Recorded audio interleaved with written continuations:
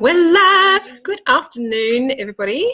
I have tasted two of the reds now, and I shall be tasting the whites this evening with my husband. We're trying not to crack open too many of them because we want to have them for socials. But I think I'm going to try the Pinot Grigio this evening. I just thought I'd pop on and encourage as well others to sort of give a testimonial about the wine. A lot of people are very used to, hi Annie, a lot of people are very used to drinking safe wine, and that means that we'll go down to Dan's, we'll select something that is familiar to us, or we like the label, or we're familiar with the region.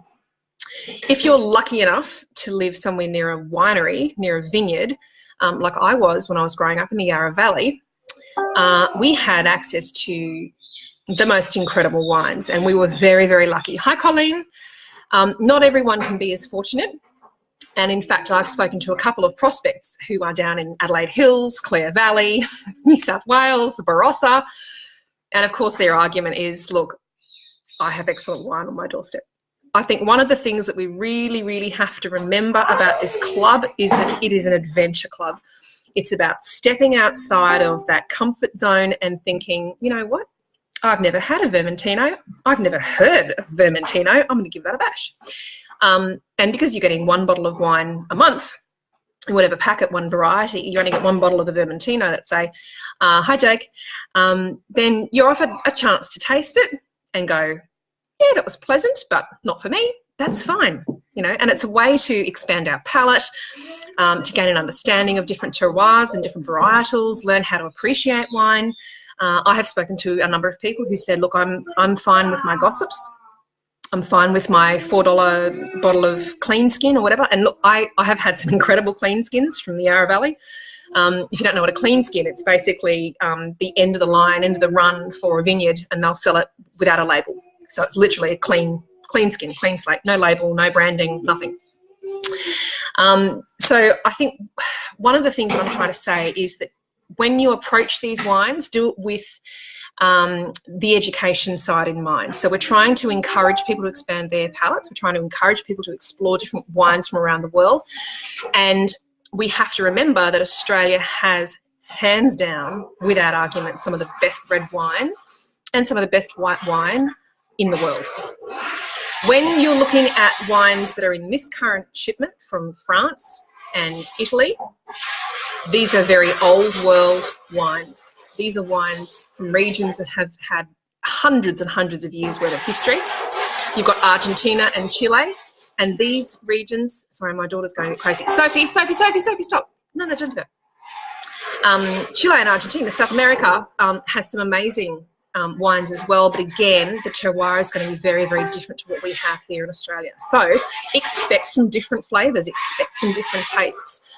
I tried the Malbec first, and one of my favourite wines is a Barossa Shiraz. I love a Shiraz, and I also love anything from the Clare Valley. If you know Craftsman, that's a lovely label, and it's quite inexpensive. It's really, really manageable on the budget. I think it comes in under $18 a bottle, I think. I do have 2 bottles of Penfolds 389 2005 in my wine fridge that I'm terrified to drink because of their value. But I have tasted wines in the upper regions of over $100. I've got a very good friend in Melbourne who is a bit of a wine fan, and I didn't even approach him to see if he'd be interested in this because he's got over 6,000 bottles of wine in his cellar.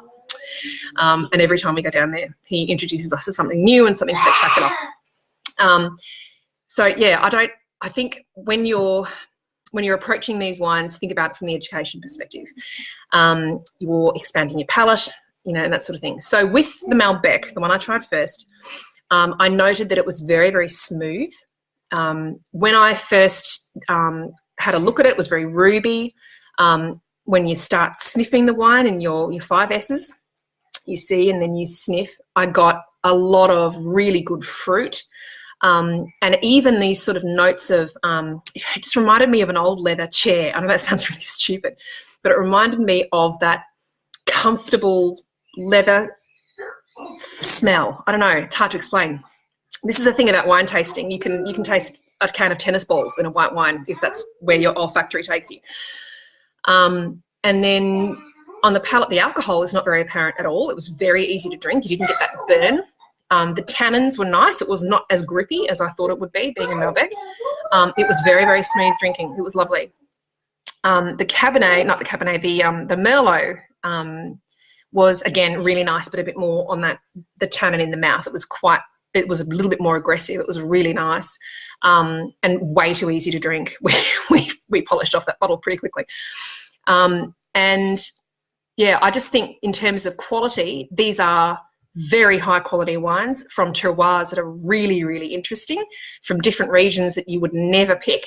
But they are very different to Australian wines. And I think we need to keep that in mind. If all you've had experience with is Australian Barosas, your palate is going to be used to being hit in the centre with a brick, because our varietals, our wines that we grow here are very, very grippy. They're very, very tanniny. Hi, Jimmy. Yes, absolutely. Yeah, and that's what we're here for. That's why we've got this wine club. So if you're used to drinking Australian wines, be prepared that these wines are going to be softer. They're going to be, especially the old world stuff from France and Italy, Spain. New world is Australia, New Zealand, America. Sort of Chile, Argentina sit somewhere in the middle. And they're a lot more rounded and a lot more focused on aromas as opposed to tannins. I think when people drink an Australian red, they expect to be hit in the face with a tannin. So when you're tasting these, just bear that in mind. You're looking at an old world wine. It's going to be gentler. It's going to be softer. Focus on the fruit. Focus on those forward flavours that are coming through, and give it a chance to breathe. I think a lot of people are opening up these wines and just drinking them straight away. They need room. At least 20 minutes before you start drinking your wine, have it open. You might want to put a little piece of baking paper or something over the top so that the flies don't get in, Australia, and depending on where you are, fruit flies, just to let it breathe a little bit. Same for whites, right? All wine needs to be breathing. And in fact, if you have an aerator, if you've got one of these things,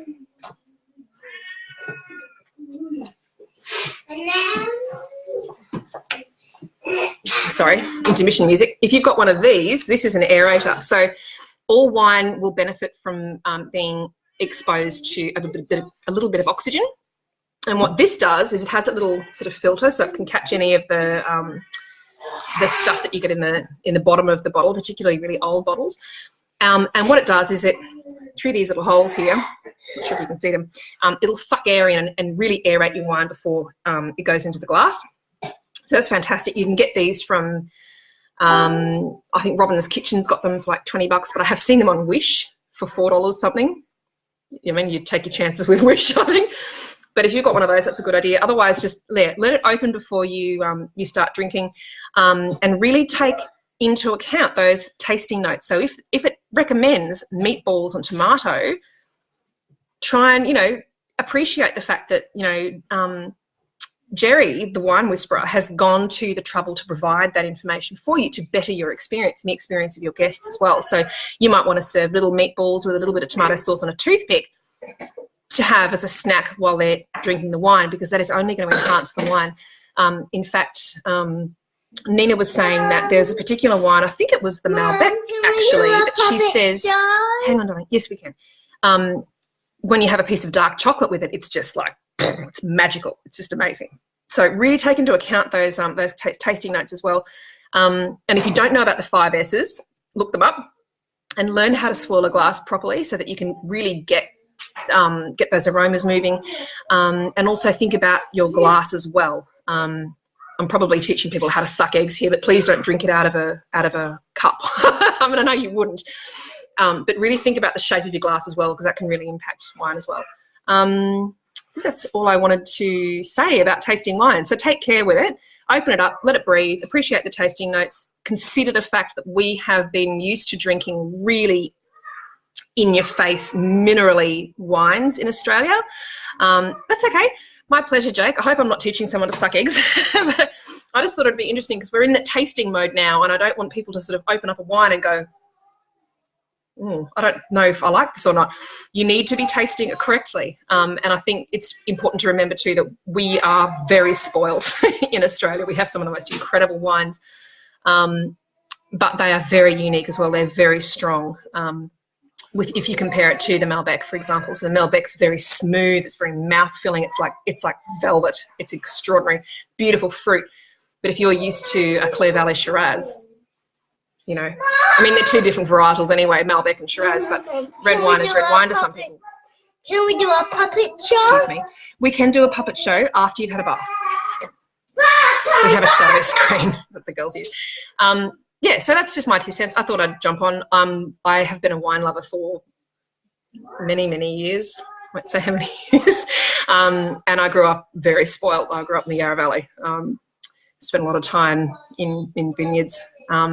So yeah, if you've got any questions about, you know, the 5 S's, and I've done up a little graphic actually that you can print out and frame for a tasting. Wash away the Band-Aid and they'll get infected when the Band-Aid's almost, the Band-Aid's finished choking up. Okay, I'll fix it in a minute. No, don't take it off. I won't. We have to stay on. So Sorry. the bathtub will take the Band-Aid. Okay. Yeah, Jake, absolutely. And I think because we are spoilt for choice here in Australia, we have some incredible white wines and red wines that when you start looking at a French wine, for example, you might be quite surprised at how different it is, only because it's an old world wine as opposed to a new world wine. And people do have their bias as well. So I know there's a lot of people who really can't do a New Zealand Marlborough. They can't do it. It just doesn't sit on their palate, and that's fine. We've all got different mouths. Some people really don't like steak medium rare, you know, each to their own. I think when we're demonstrating these wines, we need to educate ourselves and experience the wines ourselves. Even if you're not a white wine drinker, do give them a go. And remember that, you know, Jerry's tasting notes are there for us as educational as well. So if it says, you know, try it with a little bit of angel hair pasta and some scallops and a creamy sauce, you know, give it a go. You might even discover that you like scallops. But yeah, I think when you're looking at French wine as well, that will be quite surprising to some people because it's very soft, very gentle, very fruity, very much, what's the word I'm trying to say? Forward in the palate, citrusy, fruity. And particularly the Pinot Grigio, I think is going to be quite sweet. I haven't tasted it yet, but I have a feeling it's going to be quite sweet. I'm probably going to go live on my page at about 5 o'clock to taste that one. You know, shits and giggles, you might want to come and watch. But that's it. Yeah, if you've got questions about tasting or wine history or whatever, you're also welcome to have a look at my business page as well. Don't like it because you don't want to be liking other people's business pages, but hop on there. And I'm also doing Monday lessons in the Sip Sip Hooray group. And in fact, I looked at the Pinot Grigio this week. So if you haven't had a look at that, just hop in there as well. But yeah, ultimately, bottom line, taste the wine. Taste it and enjoy it and appreciate it for what it is and where it comes from, and don't try to compare to Australian wines. And I think if, this is my Burmese, it's cocoa. If you do come across one that needs a bit of time, needs to be open to breathe, they all should. I think they're mostly 2016, 15 is what I've seen so far. I haven't seen anything older than that. Younger than that, I should say. But yeah, all right, thanks for your time, guys. And drop me a question if you need to. And yeah, enjoy. I hope you're drinking those wines. Don't drink them all. Save some for your guests. But do know what your product is. You need to be a product of your product. I think that's really important. All right, catch you later, guys. Bye.